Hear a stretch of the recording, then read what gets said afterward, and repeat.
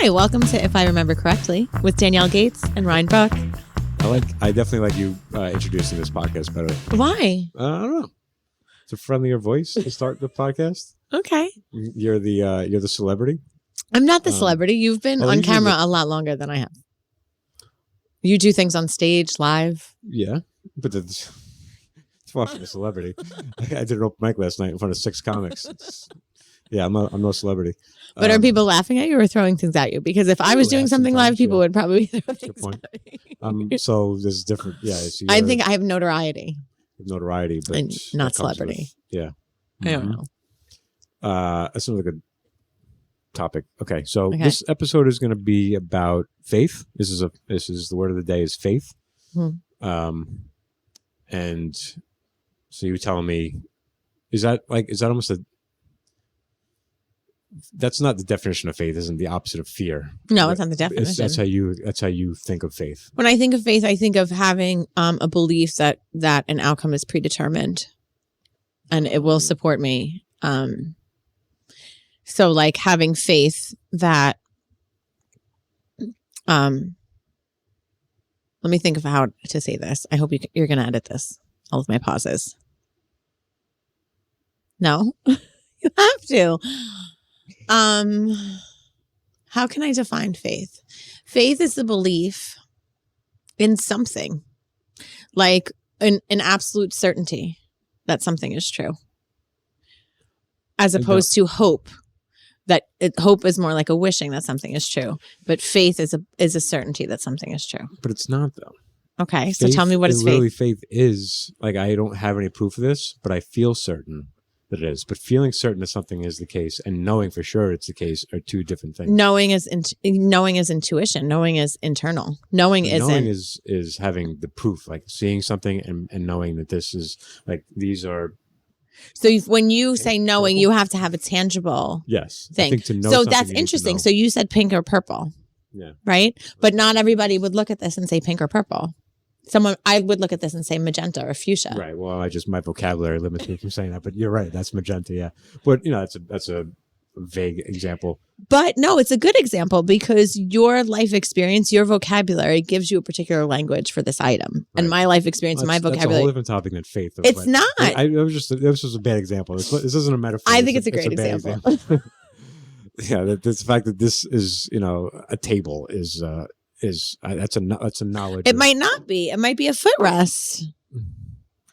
But you understand that it's not, though, right? It doesn't matter. It's about your perspective that defines things. Be respectful of the space and take your feet off of it. Lo siento. But I'm providing evidence that I think it's all semantics. Like my mother has faith that she'll go to heaven after she dies. So you're looking at faith as like religious belief. Proof. Well, yeah, I mean and I know they're very different, but they're often put together. So, but you can have. What do you have faith in? God, what do I have faith in? I have faith in myself. Yourself to do what? That I'll always try my best. Like that I'll always try to do the best. Like I'll always try to make the right decision, considering other people as well as myself. So what is the belief system? To wait until I'm presented with something before I make any decisions. Like wait until a situation occurs before I approach and gather as much information about something as possible before moving forward. So then what do you do in situations where you don't have any information? How do you move? Well, you make the most educated guess possible. You take whatever you can, whatever you have.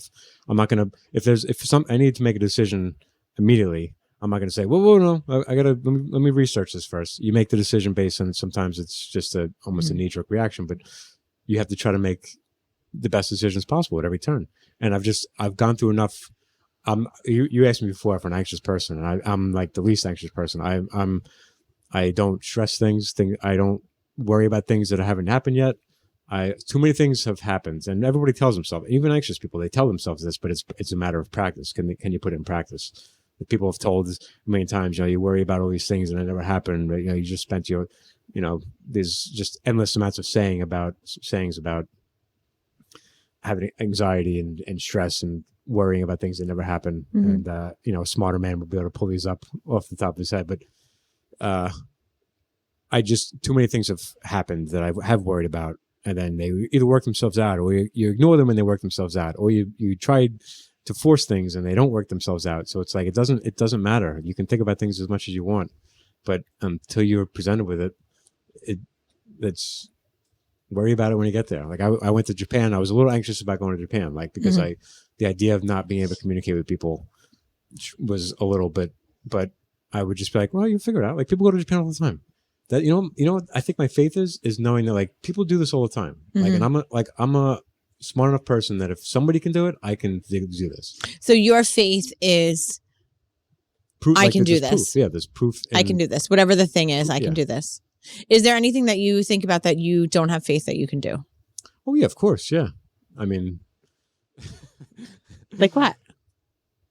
Well, I mean, there's physical limitations that I have. Like what? Give me an example.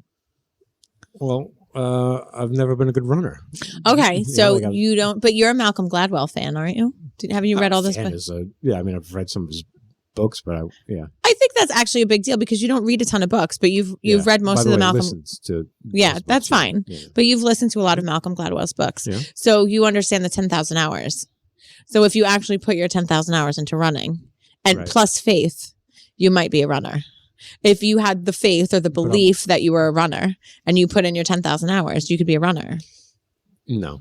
Some bodies are not built to run. That isn't true. There's no evidence actually that supports that. You think you could, with those legs? Absolutely. Your little legs. You think you could be a Absolutely. runner? I think world class is I think that's my thing. I think it's always like, yeah, maybe I can improve my running and I can be, an average runner. It was like in baseball, like people, my coach used to yell at me, like, get the piano off your back. And like that, I think that was probably damaging to, like, okay, I guess I'm just not a fast runner. But I was a catcher, and catchers weren't expected to be fast. So it was like, no, big deal. I won't be fast. But I think a lot of sometimes my downfall, my approach is things, unless I can be not the best, but like good at something or even great at something, I don't want to attempt it. So, but that's the thing. You don't know what you'll be good at. You actually don't have any idea what you'd be good at unless you try the thing. Right. And like, I think part of it is like when we're little, we have to try all of the things so that we know where our interests are and where our desires lie. And then that's what we put our 10,000 hours in. When I think about my son, like I tried soccer, I tried t-ball, I tried football, I tried theater, I tried all of these things. And then we went with what stuck. And so my son got his 10,000 hours in and ended up being really successful. But like, if you don't have that in kindergarten or whatever it is, then you don't know like where your natural talent lies. So your natural talent might have been in running. So I bring this up probably too much, and I feel bad for my mother every time I pick it up. But I think, like you said, a lot of times it's your how you were raised and things that happen to your kid, and that affect your view on things. I remember my mother asked me when I was a kid, and when I first time I went to therapy, I went in going like, I don't want this to be like my childhood and like what happened to my childhood. That like I want to deal with what's happening now. But like immediately I was like, well, when I was 10, my mother, and I was like, in tears. I'm like, oh, I guess it all does come back to your childhood. She asked me what do I want to be when I grow up.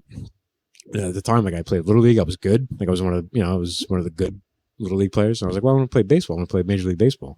She's like, oh, yeah. She goes, well, a lot of boys want to play baseball, so like think of something that you want to do that's like maybe more like realistic. And I feel like that set my entire life trajectory to be like, yeah, like everybody wants to be a professional photographer. Like everyone wants to be a comic. Mm-hmm. So it's like it lowered my your belief, your faith, or like my drive to do something. Unless I'm like, I would have to be the best that's ever done something to get to do the thing I want to do. And your belief about whether or not you could be a good baseball player was limited. Like you had no faith. Your faith was taken from you. And she wasn't like, oh yeah, and I think there's a safe place where parents give some reality to the kids, but also let them like encourage their dreams. So it's like, I don't think blindly being like, you could do whatever you want.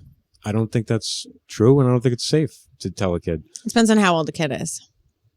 Depends on how old, because like when I think about Johan, like he was shipped off to baseball almost like as early as he could be. Like, and he didn't go to school. He just went to baseball and was trained to be a baseball player. Right. And had he not been injured, he would have been a professional baseball player. Yeah. Well, yeah. I mean, I think a lot of Dominican boys are kind of pushed in that direction, especially where he comes from, because you have two options. You can do the tourist industry or you can do baseball. And that's how his family saw it. And so like some of the boys are pushed in the tourist industry and the girls are pushed in the tourist industry and the boys are pushed into baseball. So that choice was made for him and he was really good and really successful, except he got injured and that, he got hurt. Put all your eggs in that basket. And, and so he was kind of fucked. But I remember going to Mexico and driving through parts of Mexico that aren't touristy to get to an excursion I was going on, and just everything was dilapidated, except for the soccer fields were pristine. Everything was perfect, big, beautiful soccer fields. I'm like, this is their way out. This is the only way they see to get out. It's like to be a soccer player. But it's really those interesting. odds, like everybody wants to do that. So it's like to put everything you have into that when everybody wants that. That's but you have to put everything you want. If you ever want that, you kind of have to put everything you want into that. So like everybody puts everything they want into that. And even if you don't end up becoming a professional soccer player, you've learned discipline, you've learned commitment, you've learned how to meet a schedule, you've learned how to take care of your body. You've learned so many other skills that will be transferable to whatever career you go into. I always thought about that with my son with theater, because like everyone's like really drama, like how many actors they're going to be. Like it's so, the chances of him being successful and all this. I'm like, when I think of the best teachers in schools are always drama people, because they learn how to speak publicly, they learn how to articulate themselves, they learn how to code switch, they learn how to perform. When I think about yoga teachers, that's a positive thing though, code switching. I think code switching is necessary. Yeah, no, it is necessary. When I think of code switching, I always feel bad because I feel like it's, in my mind, it's always people who feel the need to code switch. It's usually used in a racial context. It's usually used as like people of color have to code switch. But I remember working with, I used to train people at work, and it would always take, like if I was training like a black guy, he would always be like very, like I could see him trying to speak, like respectfully and how he thought was respectfully, and then in getting to know me, when he was like, we'd start talking, and then I would see that all fade away, and I always felt like more comfortable when he was just talking. I'm like, yeah, just be yourself. Like this is not a job where you need to act like you're.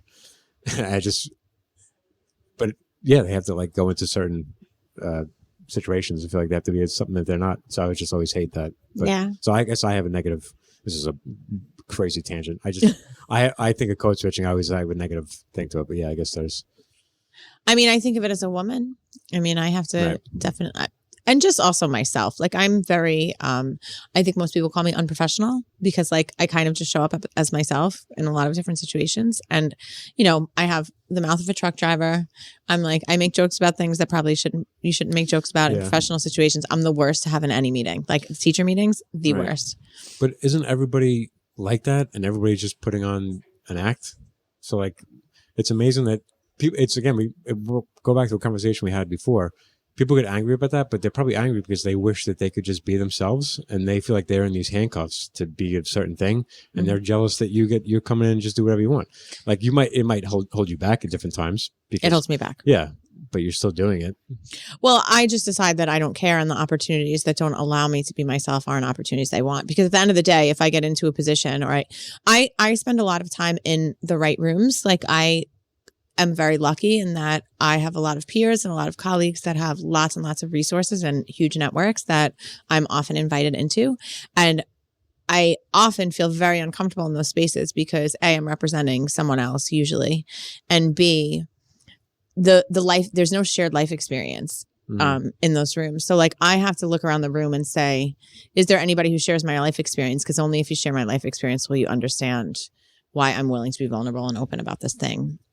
I think that we code switch when we feel like the people in the room don't share our life experience. Right. And so, you're not going to understand why I feel this way about this thing. Yeah. And they're not understanding, which that would take time to build. It's like, oh, they might not have the experiences, but they are empathetic or sympathetic. I can remember which one is which. Empathetic is like, I can feel your pain, and sympathetic is I feel bad for you. Yeah. Like, oh, that's terrible for you. And I can't really connect to that. And empathy is I actually cry with you. Yeah. I'm like, we use that term empath, like as one who constantly feels other people's pain energetically. That's like a spiritual term that we use. Would you consider yourself an empath? Absolutely. Yeah. Would you consider me an empath? I mean, I'm always crying. I don't know you'd be always crying. Really? Yeah. I mean, I cry a lot in commercials. I think so. I think I'm a very emotional person. And I think when other people I are cry laughing. constantly. Yeah. Um, What are we talking about? Faith? yeah, we were supposed to be. Yeah, I must have been a great teacher. This is how I keep the curriculum moving. Honestly, that, like, in my mind, that would make the best teachers. Somebody who just makes, like, you got to bring it back to the topic occasionally, but engaging and letting things go off. Yeah. So you have faith that things are predetermined. That's interesting to me. Yeah. Everything that's about to happen has actually already happened because time isn't real. So like I mean, that's Googleable and scientifically proven that time is a construct. And I can definitely send you an article if you need evidence from Scientific American magazine.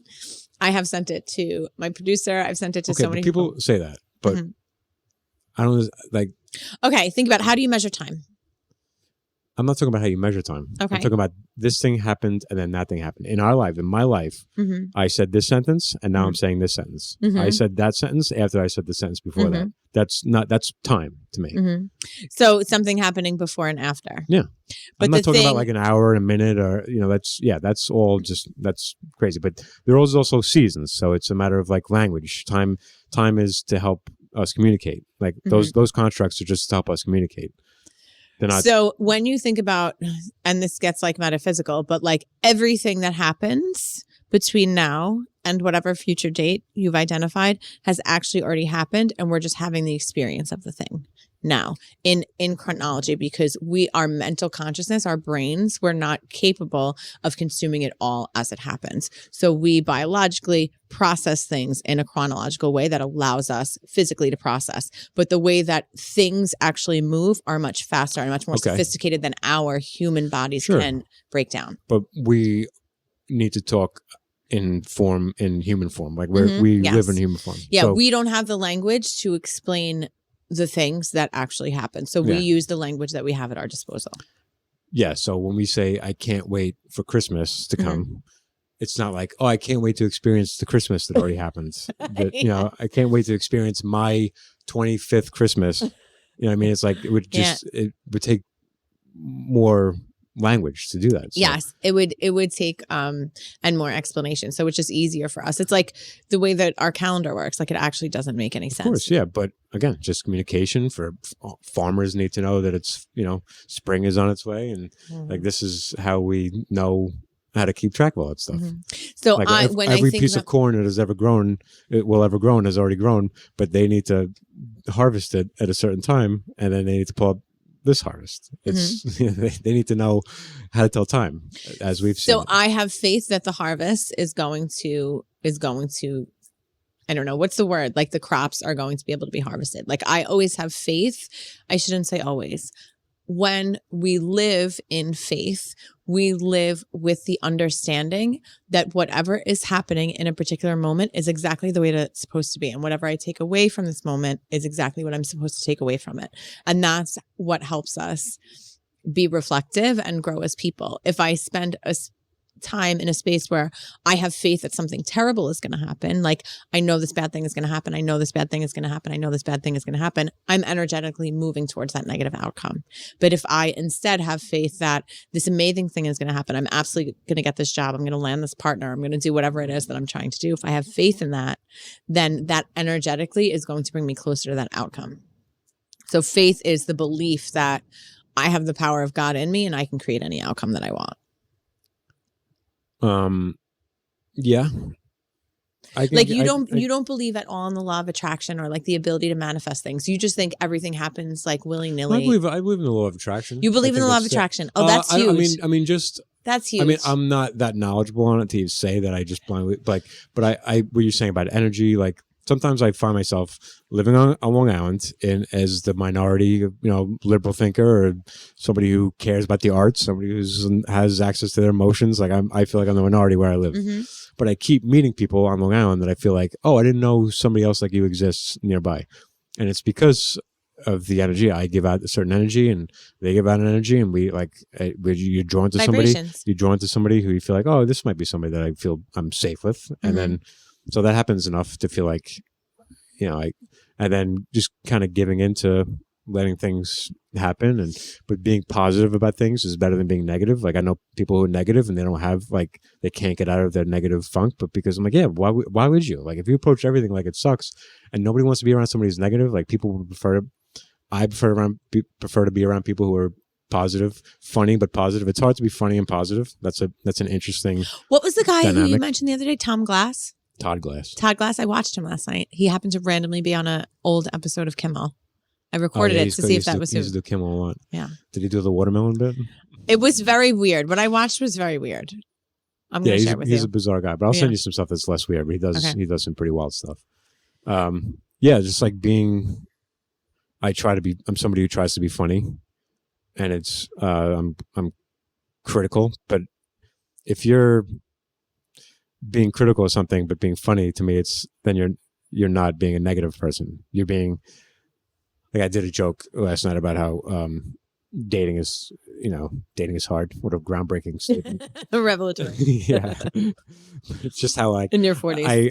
I started to approach my dates like looking for the reason not to be with somebody. Like which is no way to approach dating. Yeah. It's like, give me the thing. Show me the thing that I need to know to never speak to you What again. are your red flags? Should be the first question. Yeah. And like what I was saying that I went for a hike on a date, and we were walking on a trail, and half the trail was in the sun, half the trail was in the shade, and we walk in the sun. It was really hot, and we're sweating. I said, "Oh, let's walk over here. It's in the shade." And the girl was like, "Oh, it's genius." And I was like, turned off that she said genius. I was like, that's a low bar for genius, don't you think? Like to say, "Hey, walk in the shade. It's cooler."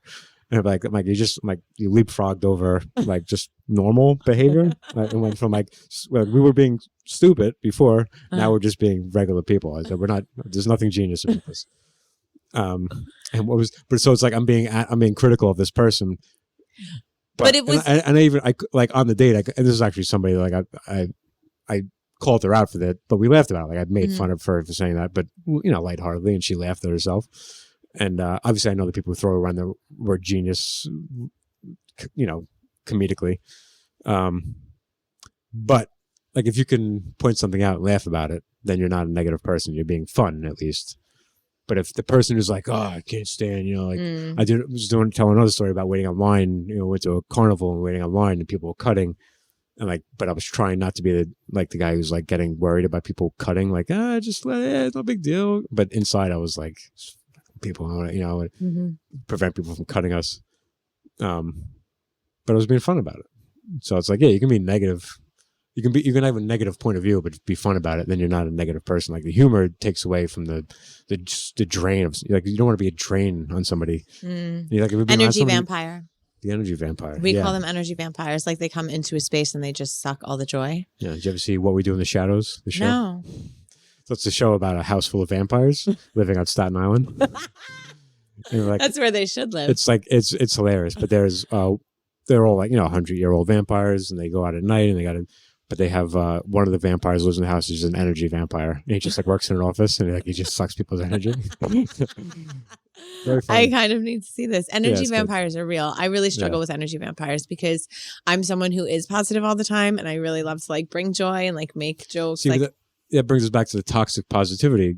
It's good to be positive with things, to be like having a positive approach to things, but that whole blanket like no responsibility type of positivity, like God's going to solve this problem for me, and I don't take have some to. accountability, and like you can't just like you got to have good energy, but you have to go out and you have to go do the thing. You talk about how you just use a trust that things are going to happen, but you go out and do the thing.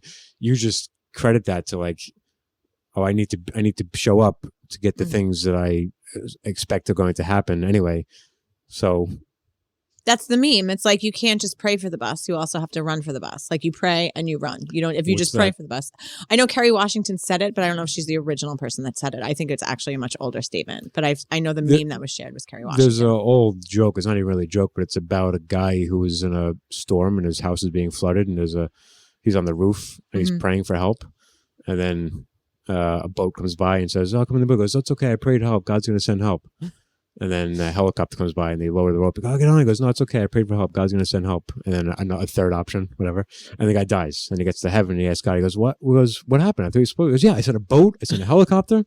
Like you got to, You have to take the action and jump off the roof to like land in the thing. Yeah. And I think that's what I think that the people who struggle with those who follow dogmatic religions really struggle with that piece, because a lot of people will sit and pray in their houses and give all their money to church, when if the problem is you can't pay your mortgage, you don't give your money to the church, you give your money to the bank. Yeah. So like there has to be some combination of having faith that there's this positive outcome that's on the other side of whatever challenge I'm experiencing, but also what are the actions that I'm taking in order to get closer to that more positive outcome. I can't just sit and be frozen and pray. I think that those moments when like you're being chased by a lion or whatever, like these awful life or death situations are, when you're just praying to God with this like intense emotion or extreme feeling, that is when like prayer and prayer alone is something that could work. Yeah. But I think when you're like, I pray that, I get this mortgage, or I pray that, I get this job or whatever it is, that has to be combined with also action moving in the direction towards the thing that you want. And but that's also, more of a want. Like you're somebody who wants more, then you have to do more. Like I keep going back to my mother and thinking about her life. She has a very simple life and she doesn't want for a lot. So her faith is just like, I don't know what. Yeah, it's like just happy with what she has. Comfortable doing the things that she's comfortable doing, and she doesn't like new things. But at some point in her life, she's tried new things. It's just that at this point, like she's tried many new things. Just like is about like when she dies. Like her faith is like, well, when I die, I'll be safe. I'll be in good hands. It's not even almost like she doesn't do enough for her faith on earth to matter. So she doesn't like practice her religion? No. Well, this is so interesting to me, because I very much remember your wedding being in a church. The pastor or priest or whoever it was very important. I remember the stories. I remember the two trees. Whatever, like I remember it being very important. I grew up in church. My grandfather was a minister, so I got married in that church, really just for my mother's. And you really changed your name from Chronopolis to Brooke for your grandfather, right? Yeah, but because I just felt more connected with my mother's side of the family than my father's side of the family. Okay. It wasn't because he was a minister. I mean, I spent more time with him, and I just felt like I wanted to carry his name. Yeah, I just always felt like more of a Brooke. I look like my mother. She raised me. My father wasn't around a ton, so I just felt like I'm my mother's son more than I am my father's son. So that's interesting. But yeah, the priest wasn't important. He was just the one that happened to be working there, practicing there, preaching there. Okay. Yeah, at the time. But he was like really hard to understand. He was he was Chinese, and he had a very thick accent. And he told like a long story that nobody could understand, and I forgot that. I think I was very drunk. Oh, no, I wasn't drunk at that point. Not in the ceremony. Not in the church. I would hope not in the church. No, I mean, I was married to Rick at the time, so it was very different. Or date. Was I married or dating him? Dating, yeah. There was a good chance I was drunk all day, every day. With Rick. I was pretty much drunk for most of that marriage. So yeah, I mean, faith, I grew up with that, but no. This to me is like there's literally podcasts that are just about this topic. So to think that we could tackle it in a half hour is crazy, and it's a lot, but it's interesting. I think I have just experienced so much trauma that if I didn't have faith, I would have nothing, because I think about like how many awful things that I've experienced in my life, and still somehow I'm here. Like still somehow I have been protected and carried and had all the resources that I had to overcome every challenge, every obstacle. And so there isn't any logical or scientific or evidentiary reason why I could have overcome all of these things and still be a positive person. And I think the only thing that keeps me from not losing my shit is my faith in that this is all defined and I'm going through this for a reason. And what is on the other side of it is going to be so much better. Yeah. I get it. If that makes you, if that helps you, then that's really all that matters. I don't know that you've experienced enough adversity in your life to need faith.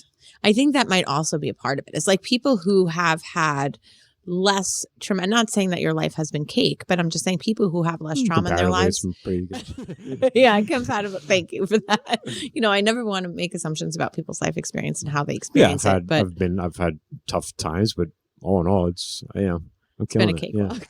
Yeah. It's been pretty easy. I'm not killing it, but I grew up. Of course. Yeah. So I think like for those of us who have these really terrible circumstances, and I think that's why faith is so important in communities where there are the majority of people of color, is because faith is what carries you through trauma, and people of color experience the most trauma. And so their faith it creates unity. It gives them a purpose. It's also indigenously, it's in all of our DNA. It's in all of our roots. Like if you look at your ancestry and look at where your people come from, like faith and religion and dogma is in all of our DNA. So there's some element of that we carry with us, a belief system.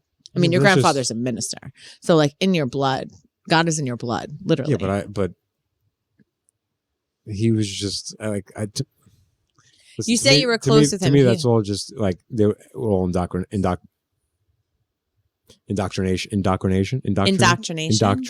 When you say indoctrination, you mean like the idea of sin? No, like you get that thought in their head when they're young, and then very few people come to God on them, like are born without God and come to God on their own. That's not true. What are you basing that information on? On their own. I mean, like somebody might go through AA, and somebody might they might feel like they came to God through that, but like just to be born without religion and then come to it later in life. I mean, it's a rare thing. I don't know that that's true. I think we turn to God when we have nothing else. So I think that people, even if it's in their 70s, you know, there's a moment in everyone's life where they're in this space where their hands come together and they're like, please give me this. Even if I can say that I'm an atheist, at some point my hands have come together and I'd be like, I'd love for this to happen. Just intuitively. Just in case that does exist, I need everything I can now. It's intuitive. It's in us. And I think that at some point, like, please God, like Lord help me, you know, like that language is an example of indoctrination, but it's also a chant. You say it so easily. Indoctrination. It's also like, how much do you use this word? And like radical liberals who teach history probably use the word indoctrination, I think, pretty often. Yeah, right. Yeah, I mean, I feel like every podcast will come back to this topic at some point. It's just, What, faith? Well, I think that's what makes our relationship interesting, because I think it's very hard for spiritual people to have relationships with people who are agnostic or atheist, because we just intuitively, we would not have the same value system. Like we would not have the same values. If I believe that there is something bigger than me, that is directing how I move in the world, then how I make choices, how I treat you, how I work, how I do everything in the world is going to be very different from someone who doesn't believe that, you would think. But I think that you actually have a lot more faith in you than you articulate. I actually don't believe you when you say you don't have faith. That's so insulting. I know. To tell somebody in their face, like, I know you think that. It feels very condescending, and people generally tell me I'm condescending. So I'm just. But it might just be a matter of semantics. I don't know. I think it's because you grew up with your grandfather as a pastor, you have this bad taste in your mouth about religion. I don't at all. I don't have a bad taste. But you use the language of indoctrination. It's very negative. As a kid, but I look at those people now. Like a lot of those people I went to church with now, like they're bad. They're bad people. But I came to that conclusion way after I left the church. I think that. What was it about the church that made you change your mind? That made you believe that nothing was real? It was just listening to people who were talking about being atheist, and feeling like it was safe to admit that I don't believe in it. And then once I believed in it, I was like, I know that I never believed it. Sitting in church, I was like, this doesn't. But church, I think it's unfair to say church and religion, because it's not this. Because I don't attach to a church. I'm not initiated into a church. Yes, I made my communion, my confirmation, but I'm not necessarily aligned with all the Catholic beliefs. What I'm aligned with is the idea that there are deities, or there are these higher powers that guide particular entities and elements, I guess is the best thing to say it. Like what controls the wind and what controls the water, and how the moon interacts. Like we know that the moon impacts tides. Like that is scientifically proven, right? And we are made of water. So why would the moon not impact our water, that it impacts tides, right? So like that's the first thing. So if the moon impacts my water in my body, if my menstrual cycle is attached to the phases of the moon, and that's again proven, then how could the stars and astrology and astronomy, which are the same scientifically, how could that not impact my life? How could the planets and the distance and the gravity and the magnetic poles not impact my body? That's different than faith, and certainly different than religion. It's not, because the first it's the idea that there are these galaxies that we don't yet understand, that there are things that are happening outside of the earth that we don't yet understand, yet we are able to feel it. Like, there's nothing on paper that says this, but we're able to feel it and we're able to move with it. So if I know that is true, and even though there are theories there that haven't been proven, like, I can feel it in my body. And so when I think about, you said vibrationally, this was really interesting. You said energetically, you can feel when you're bringing these other people into your life that are like you, right? Like there's an energy there. We call that like a vibration or a frequency. And there are actually different, like when you work with binaural beats, have you ever worked with binaural beats? They're like sound frequencies that change how you vibrate in your body, because your body is energy, right? It's electricity. So you can play particular sounds that will change the vibration of your energy.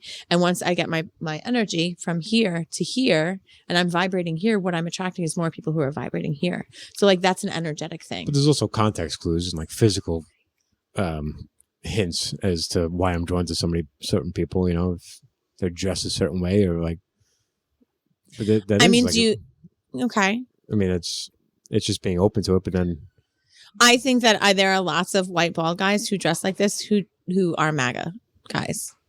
Yeah, well, you know, I'm not. I'm the exception. I have to fight. Like, I'm living on Long Island. You know how many times I have to be like, "Oh, I'm not the guy you think I am." Like, the day after he was elected, I was working in the Hamptons. I was on the ferry from Sag Harbor to Shelter Island, and you know, one of the workers on the boat was like, he goes, he's liberals in Southampton. He goes, they're really angry today. And I'm like, I actually am one of those liberals that's not that happy today.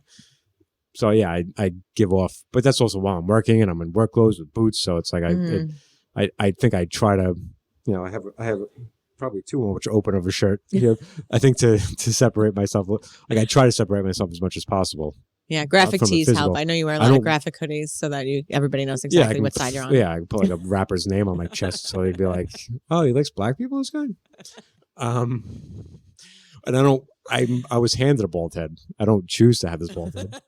You know what I mean? I shave it because if I didn't, I would much not prefer that look. I don't like the horseshoe head.